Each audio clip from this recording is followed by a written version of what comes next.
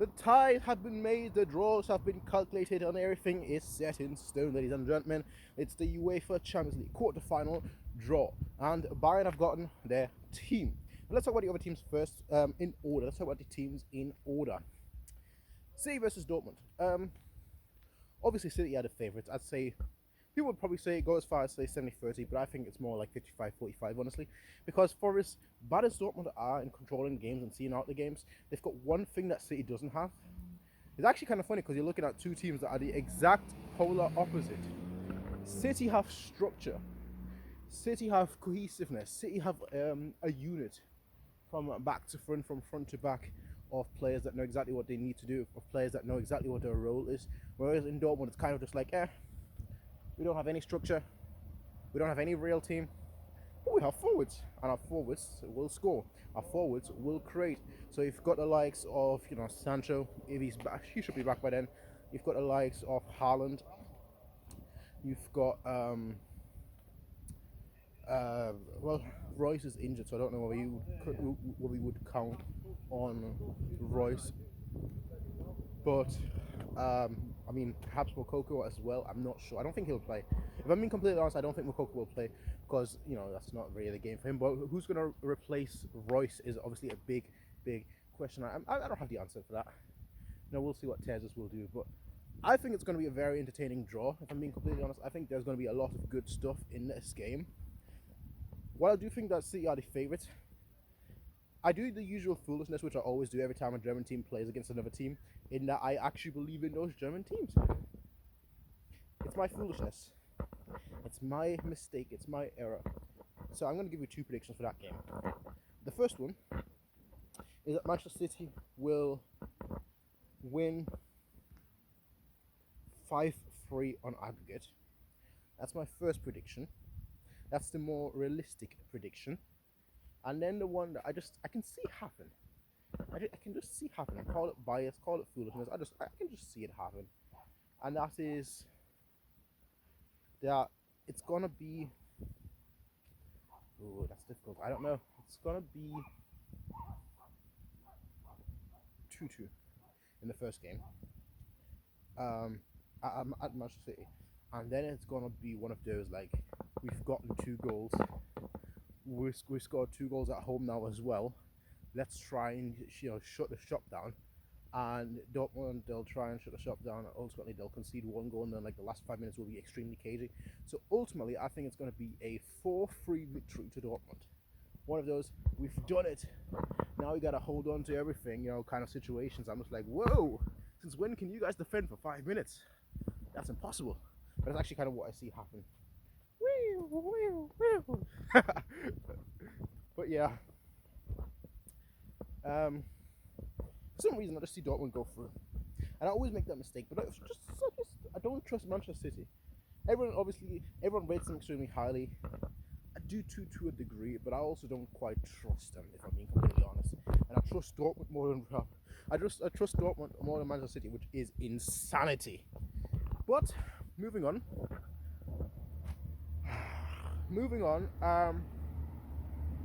Probably a bad spot to be right now because the train is gone. But moving on, Porto versus Chelsea. Porto, obviously the weakest team in the remaining group stage so far. But I actually quite like Porto. I quite like what I've seen from them. Now, obviously Chelsea, they are currently in a fantastic form. But the game isn't being held today. It's been held in 4 weeks-ish. So like current form is not that important in the grand scheme of thing, but Chelsea is the better team. That's why I think Chelsea will win. I'm not gonna make like a big story about it because I can't see anything other than that. To me, Chelsea win quite comfortably. The score will not reflect that how comfortable it is, but quite comfortable in terms of how they play. I think Chelsea will win 3-1 on aggregate. Not a game with like many goals or anything of that sort, but just that's kind of the score I see. Like Chelsea will control the games for most part.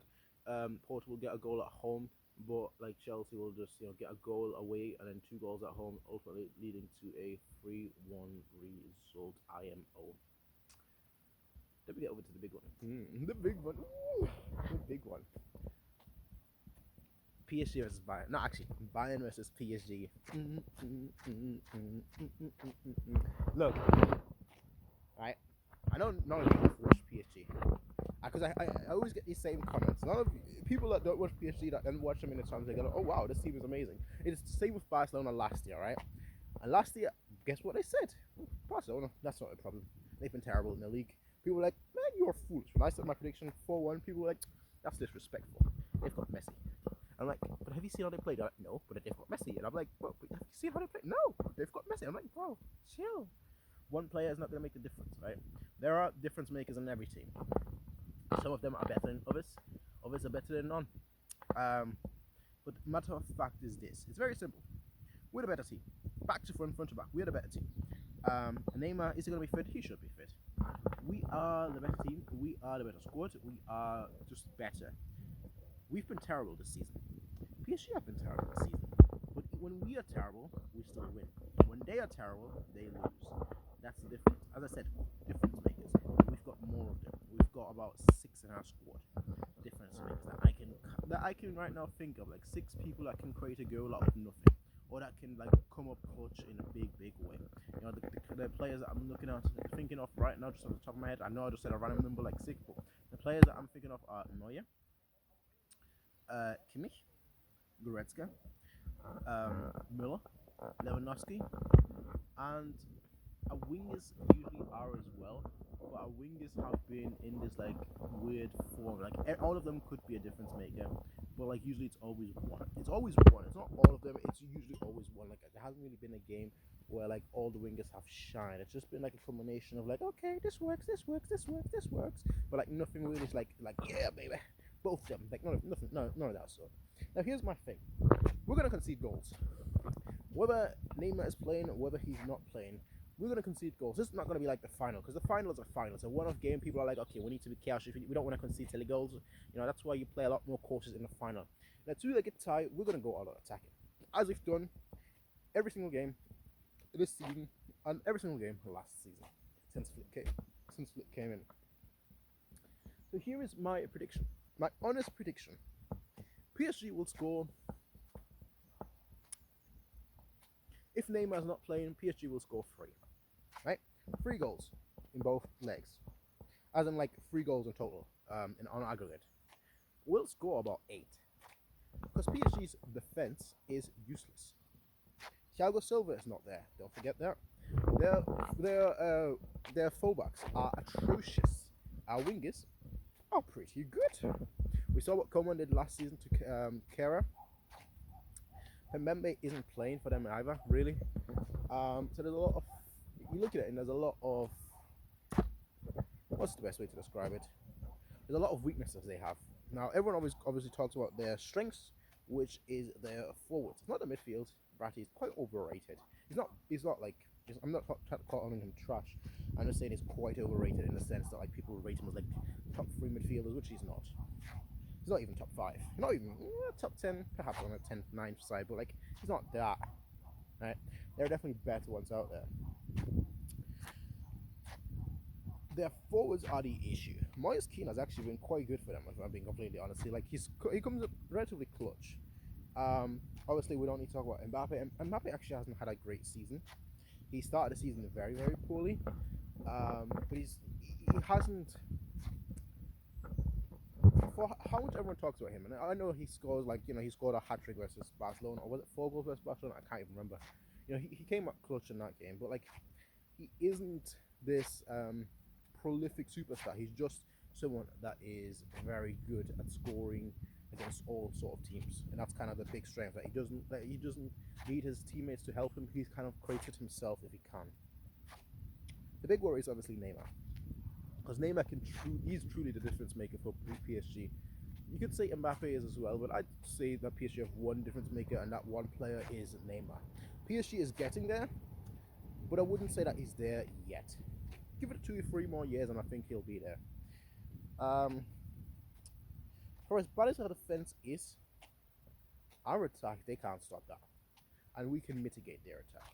So I'm going for an aggregate score of 8-3. 8-3. Why 8-3? 2 games to score 8 goals. That's kind of crazy. Why 8-3? Well, the reason for that is that, as I said, we're going to go all out attack. In the Champions League, we've been very good at that. We've been very, very good at that. So I kind of expect more of that. I expect more of our Champions League form and less of our league form, if I'm being completely honest. Now, last but not least, Real Madrid versus Liverpool. Or is it Liverpool versus Real Madrid? I'm not sure which order it is. I'm not sure who plays home first. But, yeah, this is tough to call. But here's the thing, right? Both teams have been meh. Real Madrid is actually, this could be the El Injured. Oh, I need to work on that name, but let's call it the El Injuro, because Real Madrid has had more injuries than Liverpool. I know everyone talks about Liverpool's injuries. Real Madrid have had more, but nobody talks about them, because guess what? Real Madrid, they still keep on grinding out these victories, and that's why nobody talks about them. That's what I'm saying. Now, Real Madrid will win. I don't know how. I don't know by what score. But Real Madrid will win. And the reason why I'm telling you this, I'm trying to keep my balance here. My balance is awful. The reason why I'm telling you this is very simple. This is set up for Zidane. This is everything here is set up for Zidane, right? Because if they make this, they play against Porto, Chelsea, and then they're in the final. Real Madrid doesn't lose finals. This is set up for Zidane. Like, people always joke about that Zidane, he's so lucky and everything. No, actually, it's a fact. At this point, honestly, you have to say there is something going on here. He owns the Champions League in some way, manner, shape, or form, and it's annoying me. So Real Madrid will make it to the final. I'm telling you that now, and hopefully Bayern will too. Although if we face Real Madrid in the final, I'm not confident. If we face Real Madrid any other time in the league, in the Champions League, in any other form of competition, I'd say I'd be very confident. But as long as they have Real Madrid, as long as they have Zidane as their manager, and are in the Champions League final, I am not confident. That's my thought, my honest thought. But Real Madrid will win because this is set up for Zidane. The whole thing of like, oh, Zidane needs Ronaldo to win the Champions League. Zidane was like, okay, look, I ain't gonna change anything. I'm doing the same sizzle that I did last year, and the year before, and the year before that, and the year before that, and the year before that, and the years before that. But you know what? I'm gonna win this season. UEFA. I'm gonna look my way through, and that's exactly what he's gonna do. And hey, I don't have an issue with that at all. I don't have an issue with someone looking their way through, because luck is part of skill as well. It's a very important part of skill, because when luck happens so often, it becomes a skill, and that's just the way it is. That's just the way it is. Things will never be the same. Anyway, I need to give you a score prediction because I did one for every other game. So let's say surprisingly low scoring, 2-1 on aggregate. Ooh, now that's spicy. Now that's spicy. Now that's very, very spicy. 2-1 on aggregate. I think the first game will be goalless. Actually, I don't know whether Real Madrid plays at home or away first. So whether the first game will be goalless or the second game will be goalless, I think Real Madrid will win this. Best midfield, Benzema versus Liverpool's defense. Julio. Yeah, Real Madrid will win this 2-1. I don't think it's going to be a high scoring game. I think Real Madrid is just going to control it. That's what I think is going to happen. But let me know what you all think is going to happen. Are you happy, disappointed with the draw? Let me know, and I'll see all of you in the next one, everyone. Until then, have a nice day, peace out, and as always, bye.